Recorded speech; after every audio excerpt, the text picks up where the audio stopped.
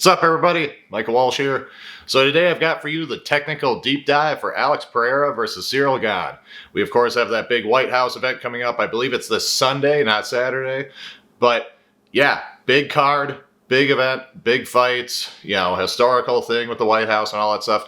But this week I will have for you two technical deep dives. This one today, again, for the Alex Pereira versus Cyril Gane title fight, or interim title fight. And another coming probably Wednesday or Thursday for the Ilia Topuria versus Justin Gaethje main event for the lightweight title. So stay tuned for that. All this week, probably all the following week, it's going to be White House event coverage. So stay tuned. I'll have you covered. But yeah, this is it. This is the technical deep dive. So far, my technical deep dives, they started out strong in their predictions, and they've started to do worse. I believe I'm 3-5 currently because I picked Strickland to beat Fluffy. I picked Evloev to beat Murphy. I picked Oliveira to beat Holloway.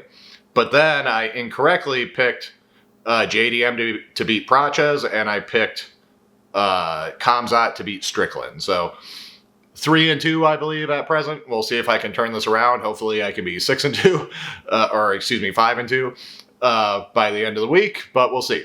Again, the prediction itself isn't what's important in my view. What's important is understanding the fighters, understanding what to look for, and being able to analyze the fight after the fact and say, okay, this, and this happened as we expected.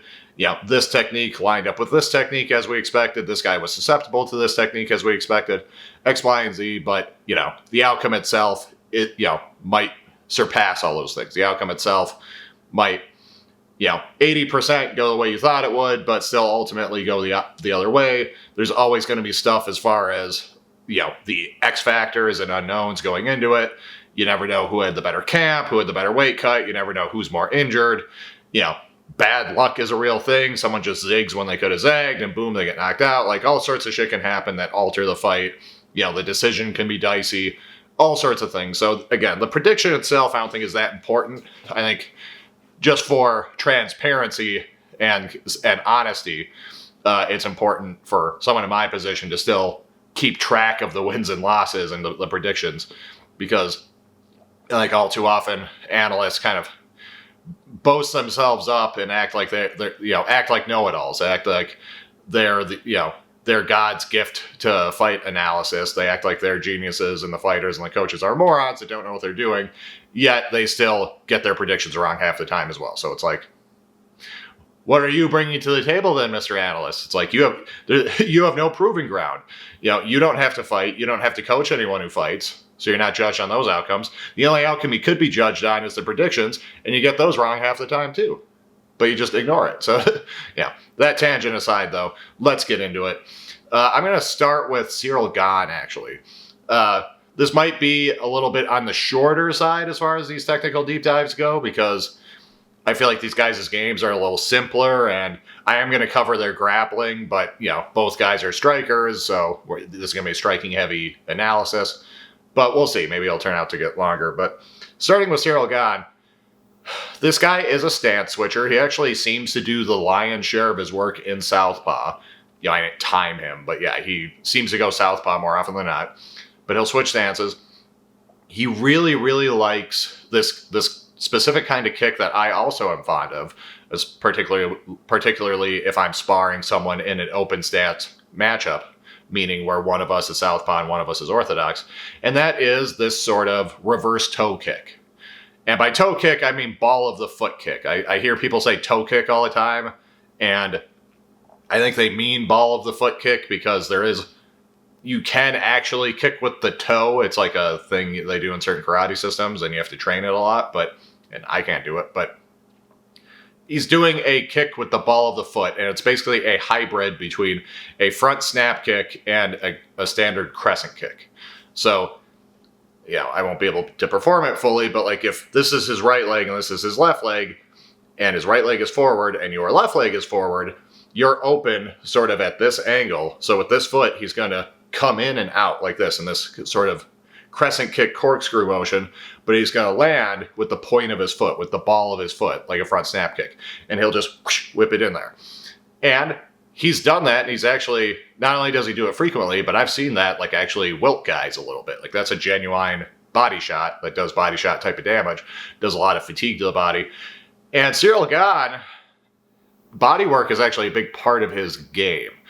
So I'll get into that later.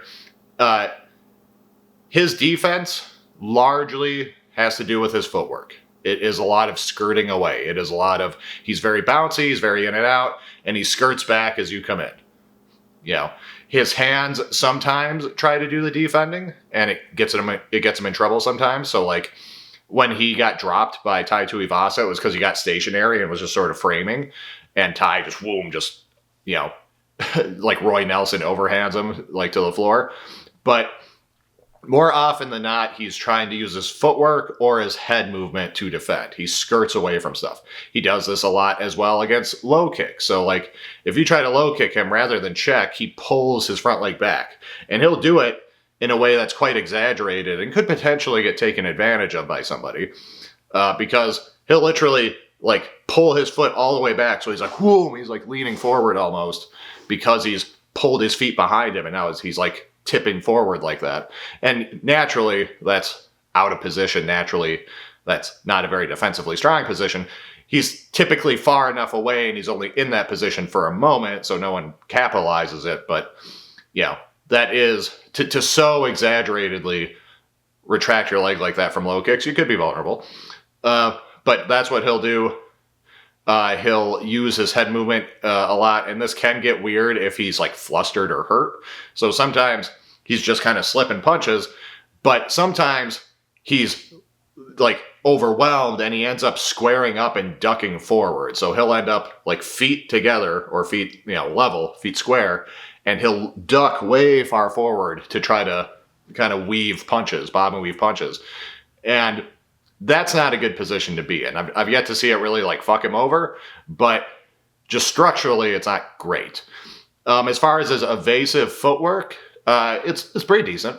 Like, he can get put on the fence. He's not the most savvy guy as far as like cage awareness and completely staying off the fence, but once his back hits the fence, or once he like really gets past the black line, he's pretty good about angling and getting off the fence, kind of juking one way and going the other way, kind of like a big French Dominic Cruz. But you know, it's all fine. It's all good. You know, like, he is defensively pretty strong for a heavyweight. His footwork is very good for a heavyweight. He's very quick for a heavyweight. But yeah, that's his defense. His defense is pulling his leg back like a motherfucker to evade low kicks. His defense is just skirting in and out as you try to punch him. So just creating too much distance for you. It's kind of slipping away in a way that works fine at first, but if he really starts getting flustered or if you're too close to him, he does get a little bit more desperate and careless. And yes, he will square his stance. He will bend over at the waist and just like duck in front of you to try to evade punches. And that's very, you know, less than ideal, we'll call it. So yeah, all that will happen. That is the lion's share of his defense. From southpaw, and this is a nice thing, is he jabs a lot. You know, because this has become like sort of memed on in the MMA world by like MMA fight analysts. But, you know, the classic adage was that you jab when you're in close stance matchups. So if I'm orthodox and you're orthodox, you can jab me and I can jab you. The path for each of our jabs is open. If I do that, boom, it gets you. If you do the same thing to me, you could hit me with your jab at the exact same time. You see that often. You see guys hit each other with jabs, trade jabs, for that exact reason. And that's why I did a video actually talking about Merab Dvalishvili and Peter Yan in the rematch, because that was happening to Merab a lot. He was trying to use his jab to enter, and Yan was like timing it with his own jab. And Yan was dipping and doing stuff like that to protect himself, not unlike when, who was it? Pena beat Nunes with that dipping jab. And I remember joking about Nunes after the fact, but the same applies to Merab, that like the way to deal with that is if every time I step into jab, you split my jab and you hit me with your own, a way to protect myself is every time I jab, I just do a catch. So I'll kind of angle myself so you can see it better. If every time I do that, I also do this, like a catch, like catching a baseball, with this hand at the same time, even if you're dipping or slipping my jab, at least I'm not eating yours in return. But so that's like an aspect of jabbing and boxing, is that when you're in that closed stance, I'm left-handed forward, you're left-handed forward, I'm orthodox, you're orthodox, our jabs can both work, and it becomes a game of like who can apply their jab better, who can defend the other person's jab better. When we're in open stance, where one of us is southpaw, one of us is orthodox, now our jabs get in each other's way. If I reach out and jab here, and you reach out and jab here, our punches cross each other. So there's a lot, like our hands are occupying one another's paths. So what often happens is people don't jab. Instead, they try to control and monitor the other person's lead hand. That's where you get that like open stance patty cake game that happens where they're always like touching and grabbing each other's wrists and forearms. And at that point, it typically becomes a game of getting outside position, meaning I get my foot outside your foot, because that creates a better lane and a shorter distance for my power shots, for my backhand and my power kicks off the backside.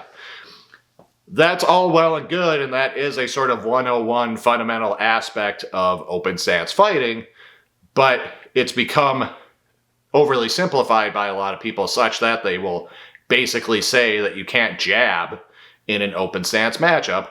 And like I said, that has been memed on by fight analysis, by fight analysts in the MMA space, because you of course can jab in an open stance fight. It's a little trickier. You've got to get inside position, because now if I'm orthodox and you're southpaw, I've got to get inside this right hand of yours to land that jab, or I've got to do something which Cyril Gane does, which is use that hand fighting to set up the jab. So I need to reach and kind of pull your lead hand down and jab over it. Cyril Gane will do both. Cyril Gane will do the patty cake jab over, and he will jab inside the arm. So like, despite being a largely open stance fighter, a guy who largely fights from southpaw against orthodox fighters, he still jabs from southpaw a lot. And that's very cool. That's like a very encouraging thing. For a heavyweight, that's very good, Cyril Gane is a very good fighter. He's, fallen from grace because of the Jones fight and because of the controversial win in the second fight with Volkov and because he cheats like a motherfucker, but he is a very good fighter. And people have somewhat come around on that in the sense that many people are treating the no contest against Tom as just a win. But in any case, Gane is very good. As a striker at heavyweight, he is very good. Another thing he'll do is he will jab the body quite a bit, and I like that. And he will feint quite a bit, and he does different kinds of feints. Like he'll shoulder feint, so more like, like that, like your feint with your shoulder, and he'll kind of feint more with the body, more of like a step, more of like a full body feint, and he does those quite often and to effect. He'll throw like the rear power kick to the body, and he'll throw stepping knees to the body. Now, this can be very effective. Like that body kick is what hurt Tai Tuivasa, like immediately after Tai hurt him. After Tai dropped him, Cyril started spamming body kicks, and it hurt Tai quite a lot. But the knee is a little trickier. Like he started throwing these step-up knees to the body to Tai, and Tai was trying to swing back, and it didn't like blow up in Gane's face. Like it worked for him in that case, but I remember watching it and just feeling like, even on replay, even though I knew like what happened, I was watching it and I was just like, man, you were playing with fire. Because if you're already hurt and you're the tall guy and he is just swinging for your head, stepping up tall and standing on one foot to land a knee to the body is very risky. He could just as easily time you coming in with a big power shot and floor you, and that could be it. So it worked out for him, and it's a good move for him. He uses that step-up knee in other fights, but like it's an example where his fight IQ might not be what it should be. And we've got other examples like that coming up ahead. But that step-up knee is a big thing for him.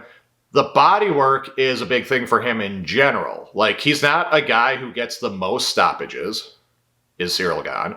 And many of the stoppages he gets are actually set up with body work. So the Tai Tuivasa fight, the Sergey Spivak fight, like both of those, he hurts them to the body first and then finishes them. They start covering up because they're hurt to the body. And to Gane's credit, when he gets you hurt and covering up, he will still mix in body shots. He'll go low to the body.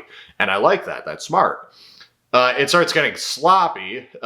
He famously starts spamming these hammer fists that get questionably legal as the finish goes on. And even out in the open, he has a little bit of that thing that, like, a lot of fighters have. Like, Sean Strickland has it, Gegard Mousasi has it, where his straight punches are nice, but his looping punches are sloppy as fuck. So, like, for example, granted, and he was kind of hurt when this happened, but, like, he swung at Tai Tuivasa at the end of the second with the ugliest, like, rainbow overhand, to borrow Jack Slack's term, that you'll ever see, that totally whiffs. And it's just like, dude, yeah. For someone who's, like, so clean that you can, like, jab from an open stance matchup consistently, your fucking overhand looks like shit. But he will add a decent lead cross. Now, that got him in trouble against Jon Jones, because against Jon Jones, he's hand fighting. He lands a jab off southpaw, he lands a body jab off southpaw, and then he goes for a lead cross, and Jon slips the lead cross and goes to the body lock and gets the takedown. Touching on that fight, and I'll return to this later when I discuss the grappling, but, like, I didn't think Gane on rewatch looked bad in that fight on the feet. He looks terrible on the ground, but on the feet, he didn't look unlike himself. I saw him doing typical Gane shit, and he got caught by a few things, like he landed an outside low kick.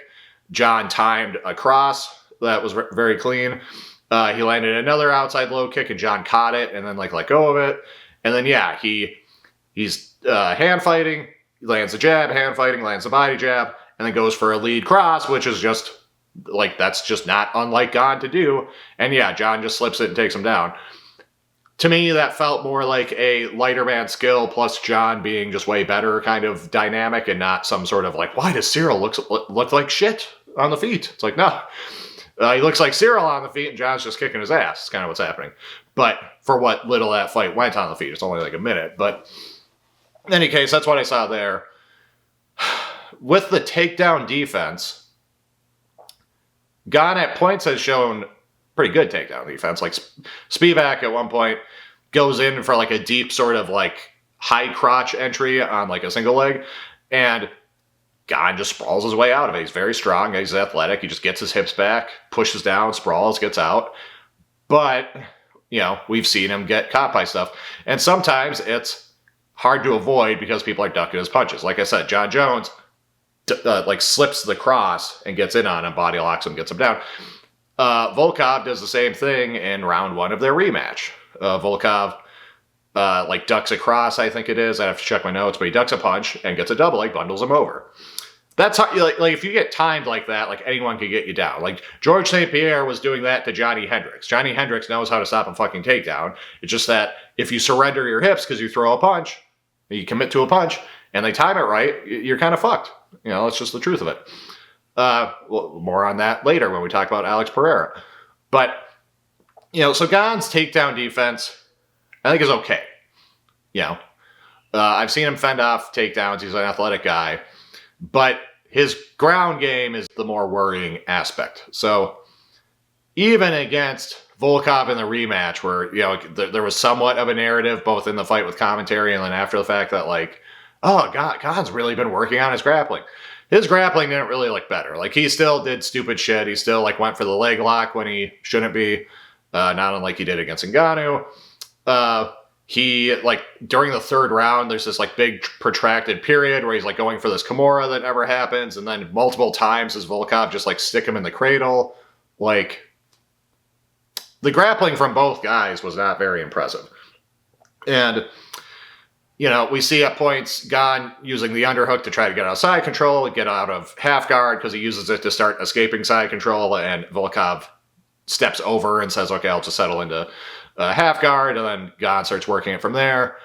But, there's a point where Volkov, like, latches up a guillotine in rounds 2 or 3, I can't remember, and Gane just gets the takedown from that and then starts looking for a Von Flue choke because Volkov, like, won't let go of the guillotine. He eventually does, and the Von Flue choke doesn't happen, but it's like, Both those guys kind of looked bad in that fight, if we're being real. And honestly, I wasn't scoring it because when I go back and rewatch these fights, it's literally me watching like 5 seconds, pausing, making a note, watching 10 seconds, pausing, taking a note, watching 10 seconds, pausing, taking a note. I'm focused more on the one fighter I'm doing the study for than I am the other guy, which is why, like, annoyingly, I can't fully, like, if I'm doing a tape study on Justin Gaethje and I already watched this fight for Charles Oliveira, for a tape study on Charles Oliveira, I can't simply go back and read those notes because those notes are overwhelmingly about what Charles is doing and not about what Gaethje is doing, even though there's some overlap, of course. But, like, so that's how I'm watching this fight, so bear that in mind. But I did rewatch it, nevertheless, and I am making notes of everything that's happening, and I'm largely ignoring the commentary. I was kind of fine with Gane winning that fight. Okay, it's very close. Watching it live, I thought Volkov should have won. It felt like a moral victory for Volkov, but, like, I actually am kind of just fine that Gane won that. I don't think that was a robbery.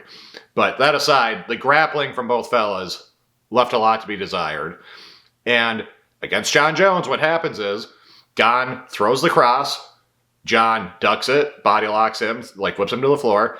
Jon, they end up in like this referee position. Jon is thigh prying, he's going for the wrist. He ends up doing this really like hip heavy leg ride. And then he eventually goes to try to bundle over the legs. And Gane takes that moment to scoot away and start getting up. Gane follows him up with the body lock. Jon follows him up with the body lock. Gane turns, get his back to the fence, but the body lock is still there. Jon hooks the leg with that broomstick, uses that to kind of hold him, and then uses that to transition to a double leg, pulls him out, and then stands over him, starts going for the choke. The choke's not there right away, but Gane is not doing shit to defend it. And how it actually gets finished is Gane just kind of lazily puts his arm around the waist, thinking that'll keep him safe. And it looks like Jon Jones actually finishes it with an arm-in standing guillotine. He kind of goes over the arm that's around the waist and connects it. And yeah, just not doing well to get the hips away, not doing well to fight the hands or nothing. Gane looked quite helpless. And I'm really not sure that that's anything more than just an indictment on the heavyweight division's grappling, frankly, because having seen Gane's grappling in other fights, including against Ngannou, including against Volkov after the fact, and then, seeing Volkov get washed by Tom on the ground, but then Tom have a hard time getting Gane down, and so on, I'm not convinced that the grappling at heavyweight just isn't that bad, and that Tom, once he gets you to the ground, isn't just actually pretty good. So that's kind of my read at the moment of that whole thing. Now, we'll touch on that with Alex later on and discuss, nevertheless, whether Gane can leverage his grappling against Alex. But that's my read on him. So, in summary, my kind of recap for Cyril Gane. Stance switcher, but he prefers southpaw. His defense is overwhelmingly like creating distance. It's skirting away with his feet. It's pulling his leg back really far when you low kick him. It's using head movement to slip, although he can get overly flustered and he can like just stand in front of you squared and bend over and try to weave shit. He can get in trouble just kind of posting. That's how he got hurt against Ty. He does show some good stuff, though. He jabs out of both stances. He'll feint. He'll hand fight and jab. He'll jab to the body. He'll look for that lead cross. Good body kicks off the rear side. Good step-up knees. And just some, I didn't even cover this, but some good just craft at points. Some good, like, McGregor/Dillashaw-esque combos at points. Like against, I want to say it was in the Volkov rematch. I'm pretty sure, actually. At one point, he lands the, like, slip outside rear uppercut and into a combo where he's shifting stances and creating angles. He lands that at one point. It's like, yeah, this is genuinely good footwork and tactics from Cyril Gane. So he's got that going for him. His takedown defense has been good at points, a good sprawl. He's an athletic guy. He's good at getting his leg back, good at getting his hips back. He's been taken down, though, by guys just ducking his punches. Like Volkov got him that way, Jon got him that way. And on the ground, he's not good. On the ground, his get-ups are basic. He'll go for submissions, both off on the bottom and on top, that just aren't there. And he'll give up positions going for them on top, like what he does with the leg locks. Jon guillotined him with like hardly any resistance. like, this is basically Cyril Gane. He loves that reverse toe kick or reverse ball of the foot kick. He loves that. Another thing I neglected to mention, he, in more recent fights, has been using the side kick to the knee quite a lot. I do like that. Sort of adding to the dirtiness of the guy, because he, he'll hit you in the cup, he'll poke you in the eyes, he'll grab the fence to defend takedowns. I forget which fight it was he did that in, but he did it. It might have been the Volkov rematch, but he did it in one of his fights in my notes. Yeah, he'll hammer fist you in the back of the head when you're hurt. Guy's a fucking dirty fighter. And I don't consider side kicking the knee cheating, but it's generally seen as sort of a vicious move, and so it only adds to that that sort of reputation he's getting. But tactically, it's a great move for an open stance fighter, that side kick to the knee. So that's a good look. Maybe we'll see if that comes into play against Alex. But yeah, that is Cyril Gane. Okay, that is his game. If he hurts you, it's typically to the body first, and then he finishes you, and he will continue going to the body during the finishing sequence, and I like that. But the guy does not hit that hard. He doesn't. He doesn't always finish guys, and again, when he finishes them, he tends to hurt their body first. So that's my overall read on him. Excuse me. Now I'll give my similar assessment for Alex, and then after the fact, I will talk about how they match up, and I'll give my prediction. So Alex, not unlike Sean Strickland having a rep as being like a jab and teep guy, like Alex sort of has a rep as being like a low kick and left hook guy, but there's more to it than that. Alex uses his jab in interesting ways. He does have a good stiff jab to the face, and he'll use it at points. Like he used it against Sean Strickland. Like there were points where he just traded stiff jabs with him, and he was actually doing well to parry Sean's jab. And I'll dive deeper into that fight soon and kind of explain how Alex really had Sean's number and really knew how to solve Sean's striking game. But more on that in a minute. But Alex, the big thing with him is that body jab. And it's actually a 3-phase thing, because other people have pointed out, like, oh, he'll jab the body to set up the hook. He jabbed Sean's body. Sean went reaching for it. Boom, hit him with the hook. It's a little more nuanced than that. There's sort of like a missing third element that people overlook, which is that Alex will throw to the body with the jab, and he'll do it with a very stiff jab, and he'll really lower levels. He'll really dip and throw to the body, and he's aiming for the solar plexus. Like that's, if you're going to jab the body, you're almost certainly not going to go so low as to hit the liver. And if you hit up high, like there's benefits to jabbing the chest, but the chest has like it has a big bone and has the rib cage and has a lot of muscle on it. It doesn't hurt to get hit in the chest the way it hurts to get hit in the liver. So what you're actually aiming for with the body jab is the solar plexus, right here, right at the top where the rib cages meet, like right in that opening. That's where you want to hit with the body jab. And if you hit the solar plexus with a really stiff lancing body jab, that can actually hurt. Like that can become a proper body shot, not just sort of a point scoring, like tippy tap body shot.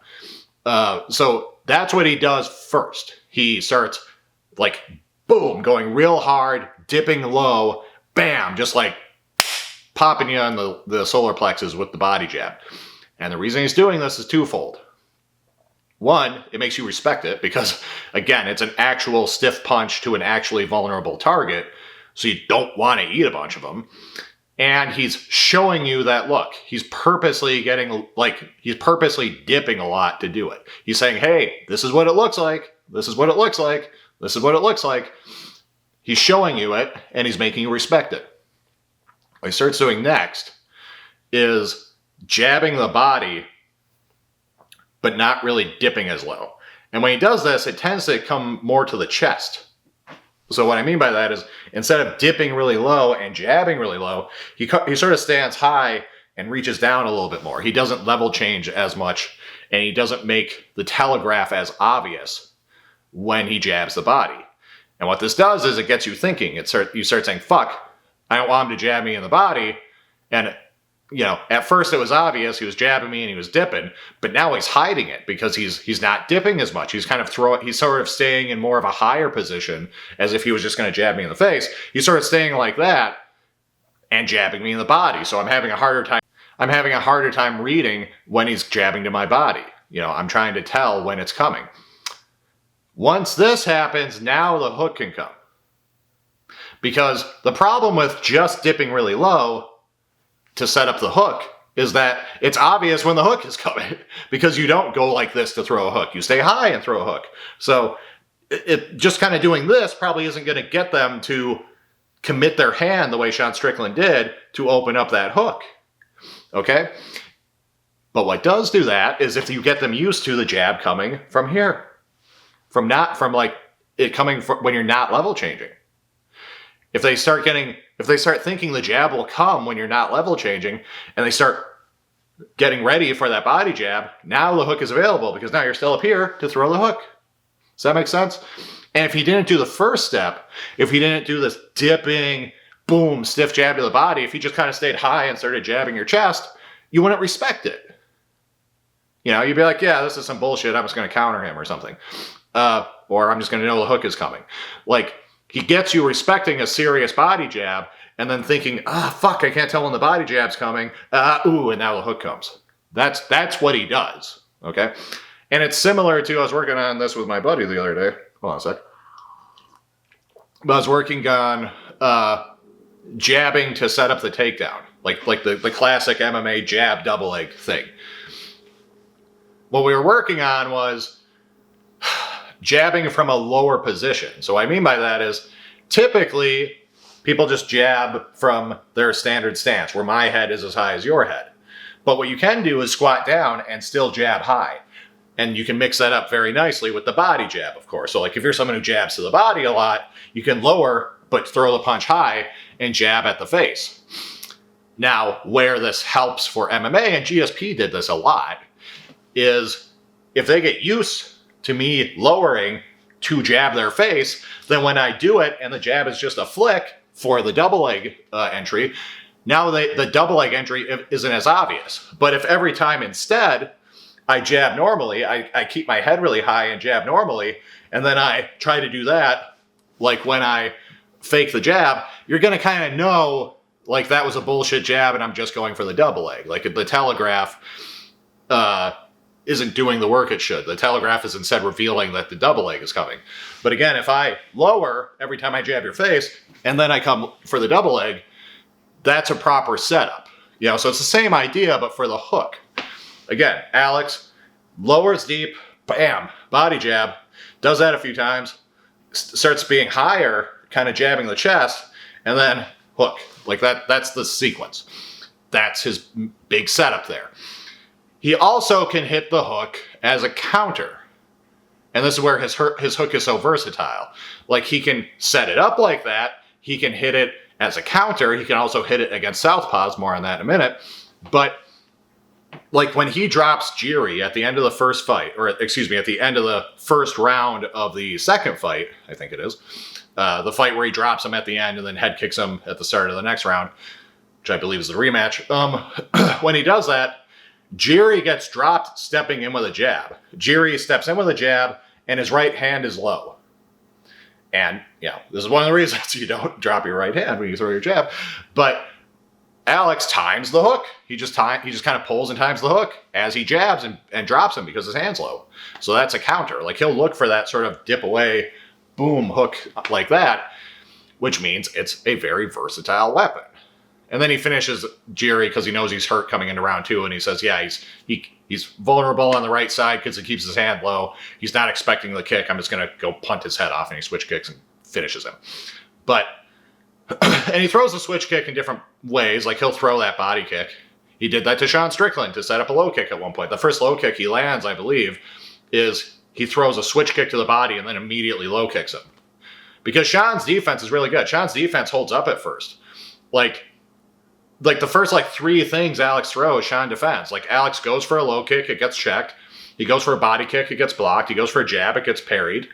You know, Sean's defense is amazing. But Alex very quickly picked him apart. And I'll get more into that in a sec. But, circling back, what was I just talking about? Jerry Prohaska and everything. Oh, yeah, the left hook. The left hook against the southpaw is most obvious when he fights Jamal Hill. Because Jamal Hill is southpaw. And that finishing sequence that comes where Jamal Hill kicks him in the cup, and then he says, no, I got this. What happens is Alex steps in, and Alex is pressuring. He doesn't constantly pressure everyone, but he is generally a pressure fighter. He does slowly encroach on you, and he's got some tricks to kind of herd you in, which I'll get into. But he's encroaching on Hill. Hill is getting close to the fence. He's not so up on the fence that he's like broken his stance and like put his back to the fence, but he's close to the fence. What happens is Alex steps inside. He gets the inside foot position. He pumps the cross and throws an inside hook, meaning inside the lead hand, inside the right hand of Hill, and lands this tight hook and floors him. That's great. Like, his hook is very dangerous, not just because it's a powerful punch and he trusts it, and he's a hard-hitting guy, but he has so many ways to apply it, does Alex. Now, the other big thing of his game, again, is the low kicks. He will do this to both stances, meaning if you're a southpaw, he will do like sort of a step-up calf kick. If you are orthodox, he will do a rear side power calf kick, which is, of course, more damaging. He has a lot of ways to kind of set it up. Like, this was shown against Sean Strickland, because Sean, and if you've seen either of my technical deep dives for Sean, be it for his fight with Fluffy or his fight with Kamzat, I've discussed his defense at length. But Sean's defense across his entire body, his legs, his body, his head, is extremely good. Alex at first couldn't land on him. He had to get tricky. But he did well. He was, parrying Sean's jab and jabbing back. He started going to the body. To land the low kicks, he would either, like, get him thinking about something else first. Like I said, he'd, like, quickly, like, switch kick the body and then chop the leg. He would time it as Sean would step, and he would time it as Sean would jab. So there's points where Sean steps into jab, and Alex chops the leg and parries the jab. And, yeah, like, he had Sean totally figured out. Like, that is, that's a rematch. I think Alex wins, okay? Like, I think he's just... It did not take him long to solve Sean Strickland, which is very impressive, given how tricky Sean is. Anyways, he'll do that. It's not like he can never get in trouble, because he is very good at not telegraphing the low kick. He's very good at not, like, overly committing with his hips and shoulders and just sort of throwing it naked and chopping. But he can get countered. Like, he, and specific examples from specific fights, are evading me at the moment, but I've definitely seen him kind of just throw to the leg and eat a punch back. And while discussing that, we should just get into Alex's defense as a whole. It's a weird mixed bag, because Alex fights very tall, and he's very good at defending shit from, like, the chest up, and he's very bad at defending it from the chest down. What I mean by that is his hands are up, and he's good at defending his head. He's got something of a mummy guard going on. Mummy guard being the label used for, I think that's what, like, Muhammad Ali called George Foreman's type of guard, where he would, like, reach out like this and sort of smother your punches, kind of block the lanes that they need to travel to get to your face. It's different than just hand fighting. It's different than just, like, grabbing the wrists and trying to, like, do like trapping to deal with the punches. You're more just sort of occupying the space they need to be in. And Alex does that a lot. And Alex has his chin up very high. More on that later. Alex is good at blocking shit, again, kind of chest up. If you throw straight punches, he uses his forearms more than anything to block. He actually uses his forearms like this more than his actual hands to parry. Some exceptions, like he was actually parrying Sean's jab in their fight. But generally speaking, if you throw a jab, 1-2, whatever, he typically is using his forearms. And he can use them kind of like Sean Strickland. He can use them to outwardly block, but this can be exploited. Like, Israel Adesanya was actually doing an okay job in their rematch throwing around the lead arm. Because if you think about it, the more this is happening, the more you're open on this side, and that can be exploited. But nevertheless, generally speaking, pretty good. He's also got good head movement. He's got good slips. He's got a really good pull. There's a good video of him showing how he does the pull counter. And for those of you who don't know, the pull counter is when someone jabs or crosses at you, you pull straight back so the punch comes short, and then you step in with the right. Alex shows how to do that, and people have analyzed it. His trick is that as he pulls, he steps forward with his lead foot. Meaning, so like it's simultaneous. As he pulls, he steps forward with that lead foot, so when he comes in, he can cover more distance. Very crafty. But that's sort of his defense up top. If you throw kicks at him, if they're chest height or higher, he's pretty good at blocking them. If it's to the head, he's good at covering. If it's a higher body kick, more at like the sort of chest level, that sort of, this isn't typically where you want to body kick, but you do see it sometimes where people hit more the lat or like under the armpit. If you throw at that height, like his forearms are here, he's good at just using his forearms to block. Where he's vulnerable is, again, everything kind of chest below. Meaning, if you kick more at his actual midsection, or if you throw like toe kicks, ball of the foot kicks, either front kicks or like round kicks that come up at more of like a 45-degree angle, trying to come under the elbow, Alex kind of just eats those more often than not. Likewise, he's pretty bad at dealing with low kicks himself. Like occasionally he'll check, occasionally he'll pull, not unlike Cyril Gane, not quite as exaggerated, but kind of the same thing. He's pull the lead leg back. But he eats a lot of low kicks. And some of that's because he's got kind of a longer stance, so he's susceptible to them. But like Alex seems very focused on the head. Like that seems to be what he most prioritizes defending. And that kind of makes sense for various reasons. But he is there to be struck in the torso, in the soft part of the belly, and he's there to be kicked in the legs. And again, there are ways to exploit his upper body, like head blocks, and still land on his head. Like I said, with Izzy kind of starting to go around the lead hand. But yeah, his defense, very head focused. You can land on him for free in some of those other places. We'll get into how that matches up with Cyril Gane down the road. Alex, one thing that makes him vulnerable, because we have seen him get caught, and of course, like Izzy hurt him, Izzy finished him in the rematch. Like, we've seen Alex be vulnerable. Part of that is because he keeps his fucking chin like really high in the air. He's got a very, he's Sean Strickland-esque in that way as well. And I think the reason he does that is because he is a fighter who relies on his vision. He is a guy who is, trying to get into a flow state where he's feeling the timing and he's slipping and pulling punches, and he's a precision puncher. Whether he's countering, whether he's setting it up, he's a precision puncher. And I think he wants to be able to see really well. The more you're like this, the more you're looking through your eyebrows at the guy because your chin is tucked, and the more you're looking through your hands and your gloves at the guy, that might be defensively a lot stronger, but your vision is compromised to some degree. It's like fighting in, a medieval battle and wearing a helmet. Like, you get the benefit of your head being protected, but your fucking vision is not as good. So Alex, I think, consciously, intentionally, as a rational trade-off, or just instinctively, as someone who likes to fight the way that he does, he keeps his chin high so he can see better.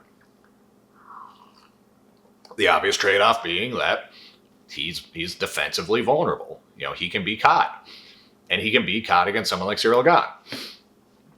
Now, this sort of touches on a topic I think is interesting, which is the debate about guards in MMA and striking and self-defense. Just any sort of context where you're hitting someone.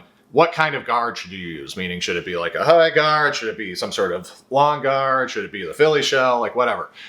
What thing? Should it be the Tony Blauer spear? Like, what should it be? The Dracula guard? Like, what should it be? In my opinion, each guard has strengths and weaknesses, but what's worth noting is what they have in common. Most guards have two things in common: raising the shoulders and tucking the chin. Most guards involve you in some way elevating the shoulders up, shrugging the shoulders up, pushing the shoulders forward, and lowering the chin, sucking in the chin. Almost no guards would you do neither of those things. You just have your chin up and your shoulders really relaxed. Look how exposed that is. Alex breaks one of those rules, because again, before saying that, to reinforce my point I just made, as much as we can debate, like, oh, this versus this versus this, you know, whatever. Like, if you literally just tucked your chin and like put your shoulders up, you know, that alone, if you literally did nothing with your hands, would still do a lot to keep you from getting knocked out. So like you couldn't be knocked out. There would be ways in which there'd be certain surface areas and angles from which you'd be more vulnerable. But if someone started swinging on you and you literally just tucked your chin and like shrugged your shoulders up, that would do a lot to keep you from getting knocked out. Yeah, I mean, so that's like as far as the universal truth of guards in striking, that's to me like the main element. And then the other shit of do I keep my hands here or whatever, or here, like what do I do? That it has added benefits, and that is better at defending certain things than other things. It's better for setting up certain counters than others. But the main thing is just that your shoulders are up and your chin is down. Okay? And again, Alex has his chin up. Alex fights like this. And again, I think he's doing that for his vision. You know, he's doing that to stay relaxed and keep his vision right, be ready to set his shit up and counter. But it means he's more vulnerable. That's Alex in a nutshell on the feet. As far as his grappling, we haven't seen a ton. The UFC has been pretty careful to not pair him up with people who are going to grapple him. And from what we've seen, it's a mixed bag. So like the Jan Blachowicz fight, not a great look. Jan gets in on this sort of like deep high crotch that he just nakedly shoots in round one. Alex is like hopping on one foot, you know, looks awkward. He goes for this guillotine that doesn't work. He ends up just getting kind of tipped over. He gives up his back. Jan gets on his back. Jan gets the body triangle. Jan is going for the rear naked choke, and Alex just spends the whole round surviving and like fighting the hands. Later on, Jan gets in on a single. Alex goes for the reach around, like grab the ass cheek kind of defense, but it doesn't work. He gets like whipped to the ground and, you know, winds up in close guard. He eventually scoots back, posts on the head, posts on the ground. When he's up against the fence, gets up. And another time he gets taken down because Jan ducks a hook. Because Alex really, you know, and other people have broken this down, but Alex throws sort of the classic hook where you really pivot on the lead foot. He really turns his whole body with it. It's not like a Bas Rutten hook where you keep that lead foot planted and just rotate. The downside to this is that you expose the side of your body when you do that, and he whiffs a hook and Jan ducks it and just shoots and bundles him over. Not unlike I described happening to Gane in a few of his fights. Again, if you get caught by that setup, it doesn't matter how good your takedown defense is, you're probably getting taken down. That's how GSP took down so many great wrestlers. But that's the Jan fight, not a great look.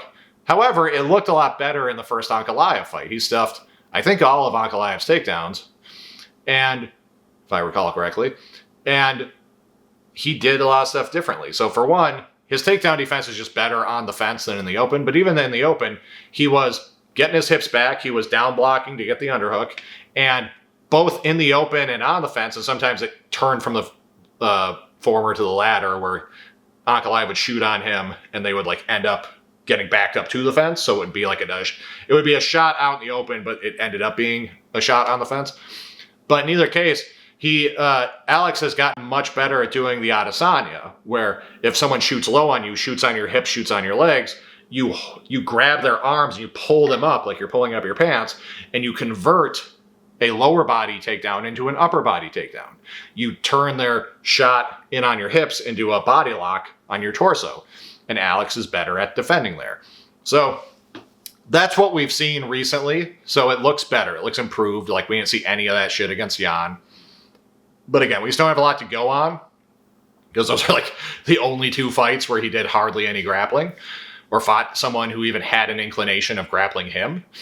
So, you know, a lot to be asked, a lot to be shown.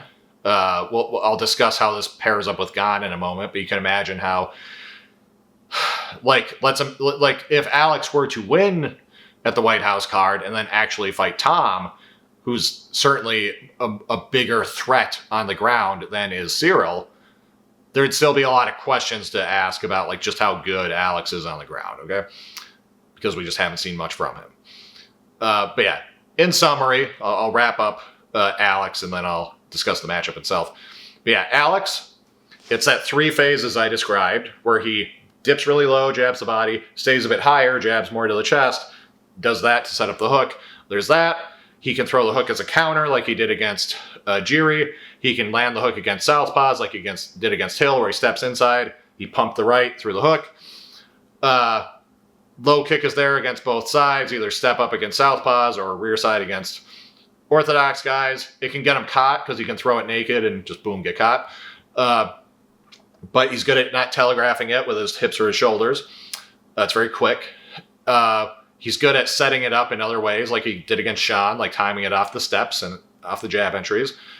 Yeah, I didn't mention this. He does throw his own ball of the foot kicks. Like, he'll throw some snappy round kicks and front kicks. He doesn't do like that reverse toe kick the way like Gane does, and he doesn't do these kinds of kicks nearly as often as Gane, but he does do them sometimes. And yeah, he'll throw switch kicks sometimes, like to the body. Of course, knocked out Jiri to the head with it. But that's most of his game. Another thing I said I would touch on and didn't is he can herd you a bit. Like, herd you as in herding cattle. Like in the rematch with Izzy at one point, he encroaches on Izzy. Izzy starts circling to the right. He uses the round kick to halt him and make him go this way, and then he jabs the body to intercept him. So he's a good pressure fighter. He's got decent kind of cutting off the cage, hurting you kind of weapons. But he hasn't fought a lot of guys with great footwork, so we'll see how that goes, and we'll see how that matches up with Gane. Defensively, yeah, he's good against stuff chest up. If you throw a high round kick, he'll take it on the forearms. Throw a head kick, he'll take it on the arms. If you throw straight punches, he'll use his forearms mostly. If you throw round punches, he'll use his forearms mostly. He'll do pull counters, he'll slip. But if you throw at his actual like stomach, and if you throw at his legs, he's largely there to be hit. He can overcommit with the hook in a way that can make him susceptible against takedowns, like he was against Jan Blachowicz. His takedown defense used to look pretty bad. It's looked better against Ankh because he was able to either get the underhook, or he was able to, on the fence or out in the open, pull the hands up and convert it to a body lock and work from there. On the ground, we haven't seen a lot from him other than like scoot away, post on the head, get up from guard, or just survive with Jan on his back with the body triangle and just fight hands. And he did a good job surviving, but yeah, that's still not an amazing look. I mean, that's what Max Holloway did for 5 rounds against Charles Oliveira. Look where it got him. But yeah, that's basically Alex Pereira. Now for the matchup itself, how do these two styles overlap? I think there's some interesting ways it favors Cyril Gane. So, for example, Gane, he'll throw an outside low kick. He'll, just kind of a tippy tap one. It's not very damaging or anything. That's how John caught him with that cross. He'll do that, but Alex is there to be touched with that. Alex is there to be side kicked in the knee. Alex is there for body shots. Kicks, whether with the rear leg, whether it's that toe kick, that lead reverse toe kick that Gane likes, that to the actual stomach should be there to land on Alex. Alex is a decent pressure fighter, and like I said, he's got some techniques to herd you if he gets you on the fence. And Gane can put himself on the fence more than he should, but once he actually knows he's on the fence, he's good at like kind of juking one way or the other. So that will be an interesting battle. Does Gane's good footwork but not perfect cage awareness, how does that match up to Alex's decent pressure and decent herding techniques, but having not really been shown against anyone who's actually that great evasively? That's an open question to me. So that's something I'll be looking for. Again, I'll be looking for the leg kicks, including the side kicks from Gane against Alex. I'll be looking for the body shots, particularly that reverse toe kick, reverse ball of the foot kick from Gane against Alex. That's mostly what I'm looking for there. We'll see how the reach comes into play. Gane will be the bigger man. Gane likes to leverage his range, uses footwork again, likes to pull away from low kicks, likes to do all that stuff. We'll see how easily Alex can touch him. We'll see how easily Alex can actually get his jab going, can actually find range for his hook and stuff like that. But that's sort of Gane's potential advantages. With Alex, he is great at using the low kicks against both stances. It doesn't really matter that Gane is probably going to fight southpaw a lot of it. I expect him to land that low kick a lot. I don't think that pull way far back defense is going to be there that reliably for Gane, because that is a big action, and Alex is so untelegraphed with that kick that it's like, yeah, is he going to do that reliably? And Alex might be the guy to finally take advantage of it. He might be the guy to be like, oh, every time I do that, he just pulls really far. I'm going to throw a low kick and step in and throw a combo and see what happens. Let's see what he does. And Alex is also the kind of guy I wouldn't want to be doing this against if I'm Cyril Gane. If you get out of position, you just square your feet and bend over in front of him. Alex is not the guy to do that shit against. Likewise, Alex is not the type of guy to just do step-up knees against. Like, if anyone's going to just angle off and hook you as soon as you do that, it's probably Alex. Alex is good at landing that hook against southpaws, again, like he did against Jamal Hill. Alex is the knockout artist of the two. You know, I mean, it's not like we've seen Gane just be really chinny or anything, but, like, Gane is not a great power puncher.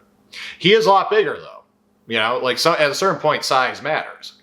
You know, Gane might not be a great power puncher, but I'm sure he could knock me out because I was a fucking middleweight. You know what I mean? Alex is bigger than I am, but Alex also fought at middleweight. Like, Alex is not as big as Gane, so, like, Gane, just by sheer mass, might do more damage than he typically does against guys when he connects on Alex. It's possible.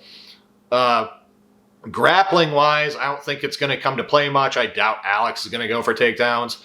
Gane himself might, but, like, Gane's grappling is not good. And Alex's takedown defense against Ankh looked improved. So, you know, you never know, like, between him being a big guy and just the grappling at the higher weight classes being porous, you never know, like, I've seen sillier MMA outcomes than, like, if Cyril were to double leg Alex and, like, go for a leg lock and get it.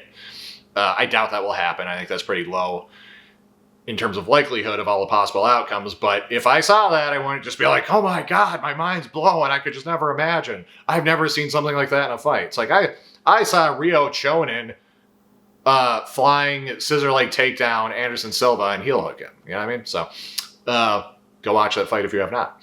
But in any case, you know, I don't think the grappling will be a big feature. I wouldn't be shocked if literally neither guy went for a takedown. I do think it's going to be a predominantly striking affair. And yeah, it's interesting. There's the question of exactly how much Alex can withstand Cyril's power. I suspect he can, because Cyril is just not that hard of a hitter. Cyril does tend to go to the body, though, and Alex is vulnerable to the body and the leg. So that to me is the bigger, like, question mark. Is, can he go to the body, go under the elbows of Alex and hurt him? Can Alex work his legs, though, and set up that hook against the southpaw, you know, and use his own, like, hand fighting? Because Alex will hand fight with southpaws in return and try to look for the hook, just like Cyril will hand fight with orthodox fighters and look for the jab. You know, Alex will body jab southpaws. Yeah, I mean, it's like they both, you know, are going to be ready to apply their tools against one another, I think. And if I had to make a prediction, I am going to pick Alex to win. I don't think it's a given. I think, you know, we've not really seen Cyril to be very chinny. I know Ty floored him, but he survived, and Ty is a massive hitter, and that was just a massive shot he hit him with. But nevertheless, like, there are defensive vulnerabilities. Like, he also hit him because Cyril just stood in front of him like that. And it's like, you know, and we've just seen that Cyril, past that initial layer of head movement or footwork, his defense gets very wonky. And someone like Alex is there to be the faster guy, the better guy, and the guy who hits way harder, and can take advantage in those moments, and can take advantage of your bad instincts that you've kind of gotten away with to this point, like being rocked and throwing and using step-up knees. Like, do that against Alex and see what happens. I suspect bad things. So I am going with Alex. I suspect he will get a KO at some point. And yeah, I think it'll be due to some mix of just ultimately surviving like the side kicks to the knee, surviving the body kicks. I suspect he'll survive the straight shots, which he is better at dealing with, I think, than looping shots, and Gane mostly throws straight shots, meaning, like I discussed, like, is he exploiting how Alex defends straight shots to go around? Gane mostly throws straight shots. I think Alex will defend those. I think he'll be looking for that inside hook. Like, yeah, there's interesting X factors, you know, like the body shots, like seeing how, or these aren't even X factors, but there's interesting aspects as far as seeing how Alex will deal with the work to the body, as far as seeing how Alex can survive on the fence. But ultimately, yeah, I am picking Alex by KO. So let me know what you think. I speculated early on this wouldn't be long, but I think this turned into a long one. I'll have to check. But yeah, like if you haven't, subscribe if you haven't. Stay tuned for my White House event coverage. Stay tuned for the upcoming technical deep dive for Justin Gaethje versus Ilia Topuria. Let me know what you thought about this matchup. Let me know whom you're picking. And yeah, I have a second channel now. It is called Michael Walsh Nerd Stuff. I will link it in the description. It's where I cover nerd topics from comic books, video games, anime, sci-fi novels, etc. That's all for that channel. If you're interested in that stuff, go check it out. If you're not interested, you just want to hear me talk about MMA, don't worry. I'm still going to crank out my typical output on this channel. I've been hitting a video a day for the last month. Like, I've got you covered. I'm going to have you covered for this White House event. I'm going to have you covered for the McGregor event after that. Like, everything in between, I got you. Stay tuned and take care.